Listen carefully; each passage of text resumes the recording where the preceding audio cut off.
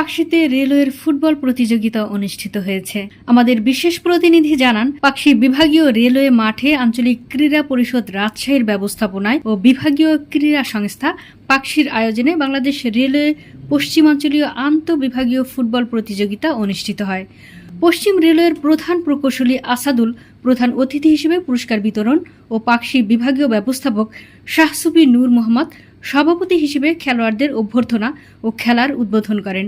এ সময় বিশেষ অতিথি হিসেবে উপস্থিত ছিলেন SC bridge Rajshahi Mir Liaquat Ali, DEO ও নির্বাহী ম্যাজিস্ট্রেট নুরুজ্জামান, বিভাগীয় ক্রীড়া সংস্থার সদস্য ও পাকশী বিভাগীয় প্রকৌশলী 2 বীরবল মণ্ডল, টিএসটিই রাজীব বিল্লা, ডিইই রিফাত শাকিল, আওয়ামী লীগ নেতা হাবিবুল ইসলাম, শ্রমিক লীগের কেন্দ্রীয় নেতা নজরুল ইসলাম, শ্রমিক লীগ নেতা ইকবাল হায়দার সহ রেলওয়ে পাকশী বিভাগীয় অন্যান্য কর্মকর্তারা। প্রথম দিনের এ খেলায় পাকশী 3-0 গোলে রাজশাহীকে পরাজিত করে শিরোপা অর্জন করে। এরপর প্রধান অতিথি সহ অন্যান্য অতিথিরা খেলোয়াড়দের মাঝে পুরস্কার বিতরণ করেন।